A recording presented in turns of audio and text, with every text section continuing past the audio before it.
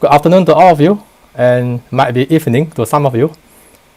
Lias and myself and also the committee member welcome you all to the meeting. So basically the talk today, I'm basically going to share some of my work with my student and also with Professor Hanzo. And the topic is quite broad. It's called Cooperative, Classical and Quantum Communications. The outline of the talk is as follows. So I first give you the background and the motivation, and then give you the overview, and then the more important is about the examples, application, and the problem that we are trying to solve. And then we look into quantum error correction codes to solve the problem that we have in the quantum domain, and then we look at some of the quantum hardware. So this is a little bit of the background. According to Moore's law, as you all know, the number of transistors on the microchip doubles every 2 years, and the semiconductor size is expected to approach the atomic scale in the near future due to our quest for miniaturizations and also for more processing power. So as human, we are quite greedy. We want to make it smaller and we want to have it more processing power. But the problem is that the atomic level, the behavior of the physical world, is governed by the quantum physics, which is significantly different from those of the classical physics that we are seeing every day. So in here, the 2015, you have the IBM demonstrated the 7 nanometer node chips. Yeah, so that is already 6 years ago now. Yeah, so they are more advanced by now already. So this is the a quick graphical illustration that I get from the International Technology Roadmap for Semiconductors. So you can see that the classical regime around here, and then we go into the transition regimes. Okay, so now we are 2021 now. So the prediction at that time is that by this time we should be already in the quantum domain. Yeah. So, but I think we are still far from it because the hardware is not ready. So what is the motivation of this quantum push? Yeah, everybody is talking about quantum now. So there are important things about quantum. First, the parallelism. Yeah, so quantum computer allows parallel evaluation of a function at a complexity equivalent to a single classical evaluations. Yeah, so that is good. That's good. Yeah, it means that you can reduce the time. Secondly, yeah, because of that, yeah, you can do a lot of things.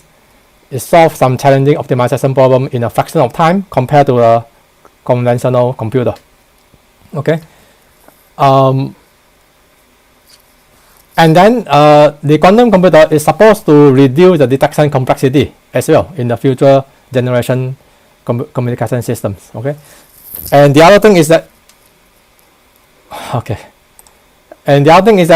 you cannot clone a qubit. Yeah, so therefore it is secure transmissions, and therefore we see that quantum computer can allow us to have a communication which is fast and also secure. So that is the motivation, yeah, for all the investment. So what is a quantum bit? So a quantum bit or qubit can be represented by this block sphere. Yeah. So classical computers can give you binary bit 0 or 1. So 0 or 1. Yeah? So it's a bit like the North Pole and the South Poles. However, in the quantum domain, the qubit is a linear combination of 0 and 1. So which means that a qubit can be anywhere on the surface on the block sphere. Yeah, so that is the difference between the classical bits and the quantum bits. And as we are all engineers and mathematicians, so we like to represent or model the qubits. So the one way is basically you can represent the qubit in the matrix form, as you can see here. Just say this is a cat. Yeah? Cat of 0 is a matrix of 1, 0. Cat of 1 is 0 of 1. Okay. A qubit is a superposition of cat 0 and cat 1. Yeah. So basically you can replace the matrix by the direct notation as follow. Yeah, so the probability of being a 0 is basically alpha square. probability of being a 1 is beta square. Therefore, alpha square plus beta square will be equal to 1. And we also use tensor products for the composite states, as you can see from here. Yeah, so AB is basically like a vector here, column vector. Tensor product with another column vector give you another very long column vector as well. And sometimes we can simplify the notation by having cat A tensor product with cat B as cat A, cat B, or just AB in the cat. Yeah, so that is basically the notation. Right. So what is so unique about quantum is that if you are using a magnetic field to represent the qubit, then the qubit can be spinning upward, yeah, to represent a 0. It can be spinning downward to represent a 1. Okay, so the superposition of that will be you have alpha square of probability being spinning upwards, beta square probability of spinning downwards. Before you do the measurements, the bit is basically spinning up and down at the same time. So it's a superposition of up and down at the same time. So you can also think it like a spinning coin. Yeah, a coin. When the coin is spinning, we are not sure whether at the end, when it stops, whether it will be a head or a tail. Yeah, so a qubit is a bit like a spinning coin. Yeah, and then when you do the measurement, you basically stop the coin. So when you stop the coin, it has a 50% of being a head, 50% of being a tail. So you can measure, you can basically imagine a qubit as follows. Yeah, so you stop the coin, basically you do the measurements. And due to the no cloning theorem, it is not possible to clone a qubit. And therefore, as I mentioned earlier, it gives you a secure transmission. And I'm going a little bit into technical details here. Yeah? So the qubit, now we talk about the quantum gates. Yeah? So in the quantum gates, we talk about the Pauli gates as follows. Yeah? Pauli I, identity matrix, yeah? Identity operation, which is given by this identity matrix at the bottom here. Pauli X is a bit flip, yeah. So this one is a bit flip. When you multiply this with a qubit, you will flip the bit. Yeah, 1 becomes 0, 0 becomes 1. Pauli Z is a phase flip. Yeah, this is the matrix that you can use to represent. Sorry, this one, yeah, to represent the phase flip. And the Pauli Y is a bit and phase flip, which is given by here. Yeah, and then Hadamard, yeah, Hadamard gate, yeah, it map the pure state, north pole and south pole, into a superposition of the basis states, which is given by this matrix. So a little bit about quantum parallelism. So in the serial computing, you have one computer and you try to find a solution. So there's only one key. In here you got 8 keys. Yeah? Only one of the 8 keys can unlock the box. So in the serial computing is that basically you try all the key one by one until you find the correct key to find the answer. And then people talk about parallel computing. So instead of having one computer, why don't we have 8 computers? And then we can try all the key to each of the computer. Yeah. So the first way, the serial one, is very time consuming. If you have 8,000 key, then you have to do it 8,000 times. The second one, if you have 8,000 computer, that is very expensive. Yeah, so it is resource inefficient. On the other hand, on the top right corner, you have the quantum computing. So the quantum computing here show you that there's only one box. Basically, this big box with many keyholes is your quantum computer. This quantum computer can accept all the key at the same time. So therefore, in terms of resource, you only need one computer. In terms of trial and error, you can try them all at the same time. So therefore, quantum computing is called, this is what we call the quantum parallelism, yeah, rather than the normal parallel computing. And the quantum amplitude amplifications, QAA algorithms, employed in Grover's quantum search algorithm. So basically we're talking about a search algorithm, yeah. So this is like searching for the right key. It performs a search in an unsorted database having n elements, and it finds a single solution at a complexity of order square root of n. Yeah, if you are using a classical computer, then you need to have a complexity of order of n. Yeah, which is, you can see that it's square root. Yeah, it's quadratic boost. And the quantum search algorithm can be quickly explained by using this diagrams. So you prepare the quantum states to be equiprobable. Yeah. So this is amplitude. Yeah. So the probability will be amplitude square. Yeah. 0.5 square will be 25%. Yeah. So 25% in all the 4 states. Yeah. So all of them will be 100%. So all of them having equiprobable starts. And then you have the oracles. The oracle will inverse the phase of that solution. And then when you have done this one, you need to find the new mean. The new mean value, yeah, is going to be somewhere here, because these are all positive, this is negative, right? So you sum up all together, and then the mean value will be somewhere here. Okay, and then you do the inversion about the mean. Yeah, so the mean value is this line, the black line. Yeah, so when you do the inversion, this part will flip to here. It is very close to 0. This one flip around here, very close to 0. And since the mean is here, this one will flip from here up to here. It's going to be very close to 1, and this one flip go to here, very close to 0. Yeah, so by doing this oracle and the inversion, and then after that, this is called one iteration. Yeah, so after one iteration, in this specific case, you have only 4 elements. It only require 1 iterations. So after 1 iteration, you can do the measurements. When you do the measurements, it is very close to 100%. The other will be very close to 0. Okay, and the thing about this algorithm is that you need to stop at the right time. If you keep on doing the process again, yeah, do another iteration and again, this measurement is no longer to be 100%. Yeah, so there is some kind of a frequency which we can see from this diagram. Yeah, so 2 power 2 equal to 4. 4 only require, this is 0, this is 1. Yeah, 1 iteration. Yeah, and then after you do 3 and the 4, the probability of getting the right solution is basically very low. Yeah, light color means very low. The red color means very high, very close to 1. So yeah, 0, 1, 2, 3, 4, and then 4 iteration, 5, 6, and 7 iteration. Yeah? So you can see that there is some kind of a frequency. When you have more n, yeah, so the most state will be 2 power n. Let's say 4, yeah, 2 power 4 is 16. Then you can see that you can have a range of probability. So the highest one is around here, you see, yeah, around here as well. So this the optimum number of iteration is basically a floor of pi over 4 times the square root of number of entries, yeah, n is entries, divided by the solution that you are finding. Yeah, so this is a like a kind of a quick map that you can have a look. And since the first paper by Grover in 1996, there have been a lot of researchers working on solving the problem or trying to enhance it further.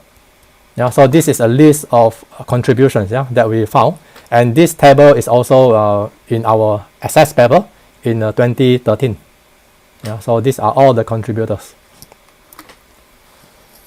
So we try to we learn Grover's algorithms, and then we extend it further. Yeah, Grover's quantum search algorithms require the knowledge of how many solutions you want to know, you want to get. You also know what is the kind of desired entry. So what is the feature that you are trying to look for. And then this has been extended into the BBHT quantum search algorithms. So in this case, you still know what you are looking for. Yeah, you are looking for something, but you do not know the number of solutions. Maybe there are 2 solutions. Yeah, and then it has been extended further by Decoherence into the Decoherence algorithms. So in this case, you do not know the number of solutions. You do not know the desired entry. So you're looking for something, but you do not know what exactly it looks like. But at least you know that you are trying to find, for example, the minimum of the function. Yeah, so this algorithm can be used in a classical communication system. Yeah, so at the receiver, you receive a lot of signals. You also have explained the channels. You explain the noise power, and then you get the log likelihood ratio of the probability of the bit. That could be something that feedback from the decoder. Yeah, so this is a quantum multi-user detector that we have proposed in this paper. And then you do the after you have done this one, yeah, you do the classical processing. You can have some iteration over here, and then you calculate the log likelihood ratio, and then this will give to the channel decoder. Yeah, and the channel decoder will feedback the input into here. Yeah, so this is the application of the quantum algorithm, yeah, search algorithm to solve the classical problem. And we call this DHA based, yeah, Du-Heuer algorithm based quantum weighted sum algorithms. And that can be used for getting the soft output quantum multi-user detector. Soft output means that the output here is not hard decision, it's a probability in the form of the log likelihood ratio. And then once you can get the soft information, then you can do a lot of interesting things. Yeah, so this is a quantum multi-user detector. You got U number of user transmitting to P number of base station.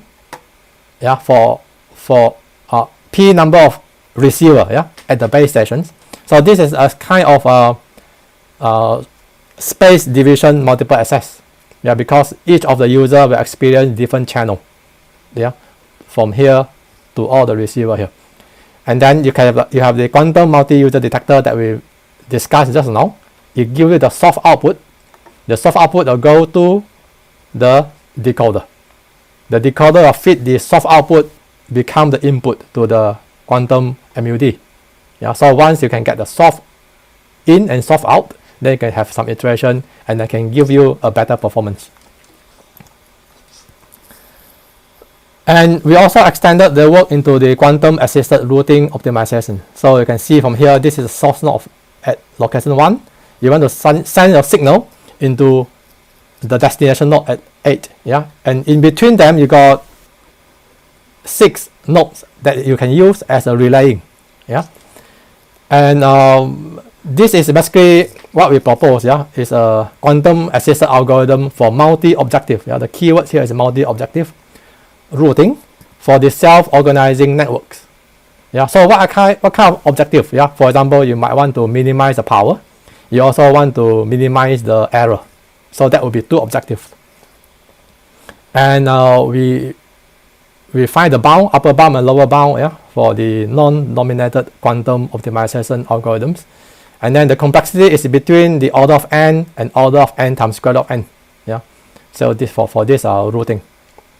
And the detail of that is basically published in this paper in 2014. Maybe it's easier if you look at example here. So yeah, you can see this is source node, this is destination node. Yeah, so you can see there are 4 nodes in between, and you can see that this is one solution. This here, you can see this one solution, and then sometimes you got more than one. Yeah, so let's wait for 2 solution, 3 solution. Yeah, sometimes with 4 solution. Yeah, so what it means is that this is to minimize the bit error rate as well as the power dissipation. Yeah, so it means that these are the Pareto optimal routes. Yeah, so these are because of the multiple objective. Yeah, so these are all the optimum one. So this one, the first one might be optimum in terms of the power. The other one might be optimum in terms of the BER, and this one might be in between the 2. Yeah, so because of the multiple objective, yeah, you need to find out the Pareto optimum routes, and therefore you can have multiple solutions. Yeah, because of the multiple objectives. Yeah, so this is a demo of the paper. Yeah, and we also have it at our website as well. So now this is, so far we are talking about the benefits of quantum, yeah? Quantum computing, parallel computing. Quantum computer can be fast, can be secure. That is good news, but then the price to pay is that the quantum bit is very fragile. Yeah, it can decohere very quickly. So it can become a bit flip. Yeah, from the south pole become the north pole, for example. Phase flip. Yeah, it could be somewhere in the surface. Yeah, with a negative here. Yeah, so they are very sensitive and they collapse very easily when they interact with the environments. Yeah, and the decoherence, or sometimes we also call it the quantum noise, is characterized by the bit flip, phase flip, and sometimes you have bit and phase flip at the same time. Yeah, so these are the things that we are trying to solve. And then one of the potential solution is basically quantum error corrections. Yeah, so this is very important. Without quantum error corrections, the hardware will not be useful. Yeah, so this can be used to protect the fragile quantum states from the undesired influence, yeah, of the decoherence. But to solve one problem, you have to face 3 more problems, and luckily these problems are smaller. Yeah, to solve one big problem, you have to solve 3 small problems. The first problem is that how do you do encoding when you cannot do the cloning? Secondly, how do you do the measurements? Yeah, how do you avoid the measurement when you do the decoding? And thirdly, how do you mitigate both bit and phase flip at the same time? Yeah, which is not in the classical domain, yeah, but in the quantum domain you have these things. Yeah, so now, yeah, so in the classical error correction, yeah, you copy 1 bit into 3 bit. Yeah, this is a repetition coding. You go through the channel, one of them is flip, then you just measure, you see how many 0 and 1. And by the majority vote, you can say that, okay, this is more likely to be a 1. Yeah, because 2 1 1 0, then this is your answer. But the problem is that quantum domain you cannot copy, and then you cannot measure. So what is the solution then? So the solution is that if you cannot do cloning, it's fine, but we can use some other properties. Here we use the entanglement. So you entangle 1 qubit with 2 more qubits. Yeah, so this is after the entanglement. And then you cannot measure or observe the qubits. So what you can do is that you use a syndrome. You measure the error, yeah? Rather than the data, you measure the error without looking at the data. So this is a syndrome decoding. So these are the 3 problems that we are facing. Encoder, in the classical domain, you can do copy. In the quantum domain, you use entanglement. In terms of decoder, in the classical domain, you just measure. In the quantum domain, you do the syndrome decoding. In terms of the channel, you just have bit flip, for example, yeah. But in the quantum domain, you have bit flip, phase flip, and both at the same time, yeah. So what you can do is that you use the Hadamard basis, yeah. So the 0 and 1 become plus and the minus. So plus is Hadamard gate multiplied by 0, minus is Hadamard gate multiplied by the cat of 1, yeah. So this is what you have. So you can see that these are the 3 solutions to the 3 small problems. So how do you do the design then? Quantum stabilizer codes, yeah. So stabilizer codes, the easiest way will be you just have head of z here. Yeah? So this is basically the parity check matrix. Yeah, you have 2 parity check matrices. One is to correct the bit flip, the other one is to correct the phase flip. Okay, if the 2 are the same, then you call it dual containing. CSS are basically the designer, the name, yeah, of the designer, Calderbank, Shaw, and Stins. So the first people who design the code will be famous, yeah. So they are famous now, CSS. So the condition is that the multiplication of these 2 matrices, yeah, in this follow should be 0. Okay. The non-dual containing one is that head of z, head of x can be different. Yeah. So this is non-dual containing. And then later on, there are more researchers working on the problem, and they found that actually you can also have a code that do not satisfy this condition. Yeah, so do not have a 0 there. You can just have it side by side. But then to do that, the condition will be tougher. Head of z times head of x transpose, head of x times head of z transpose has to be 0. Yeah, so this is a plus and minus. Yeah, good thing is like this, bad thing will be like this. And then you have the entanglement assisted types of codes. Yeah, so in that case, you do not even need to have this condition anymore. But then the price to pay is that you need to do entanglement. And we all know that entanglement in quantum is very expensive. Yeah. So if you can entanglement the qubit and you share the qubit from the transmitter to the receiver, then there's no need to fulfill this condition anymore, because you have already the entangled qubit at the receiver. Quantum stabilizer formalism. Yeah. So how do you form them? So a very quick way is that Pauli X is the bit flip, Pauli G phase flip, Y is a bit and phase flip. Okay, so you can have an ordinary qubit which is given by alpha times the 3 qubits that you have. Yeah, so basically you have a superposition of the 3 qubits together, and then if G1 is GGI, G2 is GIG. Yeah, so these G are basically called a stabilizer, and these are only valid stabilizer if when you multiply them together. Yeah, for example, G1 multiplied by the qubit. Yeah, G1 multiplied by qubit. Yeah, it gives you the original qubit. It does not change it. It does not change the value. And G2, G1G, if you multiply by the qubit again, you also get the same answer. Yeah, so it do not change the state of the valid code words. So if the code word is there, then multiply by the stabilizer do not change the value. So that is the condition. And what happens if your received qubit is corrupted? For example, the first qubit is corrupted. Instead of 3 0 here, you got 1 0 0. And this one is the opposite, 0 1 1. Yeah, when you multiply G1 onto a code word, now this code word is not valid. Yeah, if the code word is not valid, when you multiply together, they can see that you got minus sign here, minus sign here. Yeah, same thing, G2 multiplied by the invalid code words, you also have minus sign here, minus sign here. Yeah, so from here, you can basically saying that, okay, you receive something here, you multiply with the stabilizer, G1 multiplied by that, yeah, or G2 multiplied by that, then you can see that there's a negative. If you got two negative, yeah, you know that the first bit is wrong, then you already know the index. Then what you can do is that you can flip the bits. If you got minus and plus here, then you know that the location is the 2. Yeah, you just flip the second location. If you've got plus and minus, then you just flip the third location. Yeah, so these are basically the index of the errors. Okay, and then when you're doing the programming to make life easy, you can say 2 minus as 1 1. Yeah, plus as a 0. So you can syndrome of 0 0, 1 1, 1 0, or 0 1. You got syndrome 0 0. That means that there's no errors. Yeah, both of them are plus. Yeah, and that is for bit flip. You also need to do the phase flip. So the phase flip, you are using the plus, the cat of plus. Yeah, so that is it's not the same as a 0 and 1 anymore. But the process is the same thing. Yeah, the G1 and G2 are the stabilizer. If you multiply by a valid code word, the output does not change. If you multiply by invalid code words, then you can see that there is a negative sign here.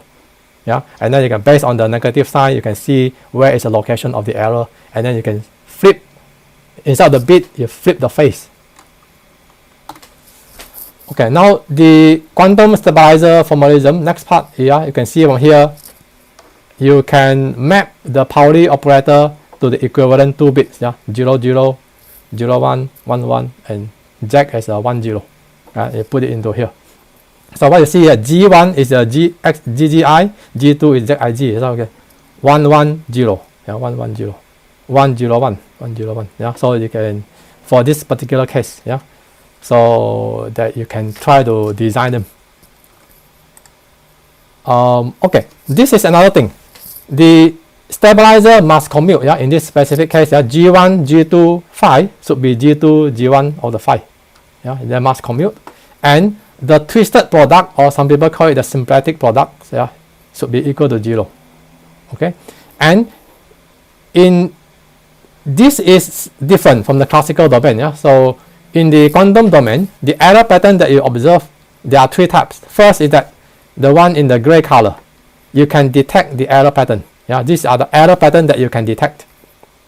Okay, and then the dark gray and the white color are the undetected error. So these 2 are undetected one.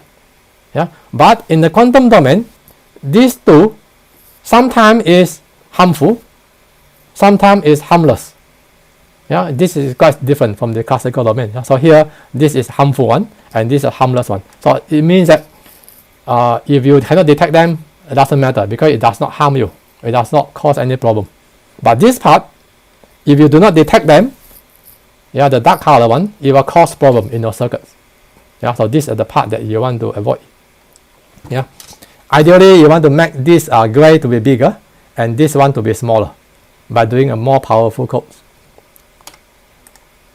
And this is the quantum turbo code that we designed in one of our paper. In the quantum domain, you cannot have parallel turbo coding. What you can have is a serial concatenations.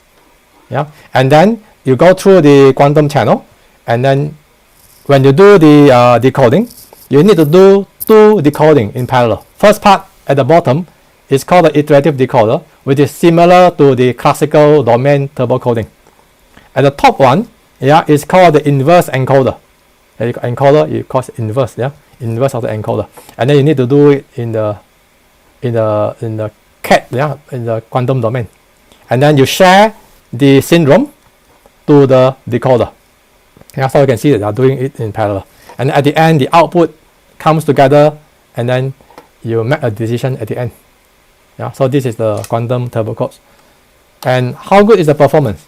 So you can see that this is designed by exit charts. Yeah, so if you are familiar with exit charts, then it's something useful to you. If it's not familiar, basically exit chart saying that you have the outer codes and the inner codes. You want to make sure that there is a small tunnel in between them without overlapping. So if you have a tunnel in between them, then the decoding can go through all the way to the 1 point. When you arrive there, then your BER will be very low. Okay, so what you see here is that when you increase the block length, yeah, of the encoder, 1500, 3000, 6000, and 12,000. Yeah, so as you increase it, then the bit error or the word error becomes lower and lower. And in our case, it's only 0.3 dB from the hashing bound. Yeah. So in that case, if you have a powerful quantum computer that can accommodate 12,000 bits, then it's good news. This quantum turbo coding will be useful. But the problem is that we do not have such quantum computer yet. Yeah, so we do not have 12,000 qubits, and also the quantum gate is also quite difficult. Yeah, so at the early stage of my research in the team with Professor Hanzo, we look at the ideal case where we have a very powerful quantum computer, and later on we found that there is no such computer available. So what can we do? So we have to step back a few more steps and make the n to be smaller, and we try to see whether our design can still be useful. Can we still design a very small block length code to solve the problem? And so that was the current research that we have in the group. Right, and also we also look at the quantum channel. So in the previous slide, we look at the quantum channel. The probability of bit flip is 33%, phase flip 33%, bit and phase flip 33%, just 1/3 of them. But in real life, it depends on the hardware that you have. If you are using silicon, for example, so 15 is basically from the citation in this paper.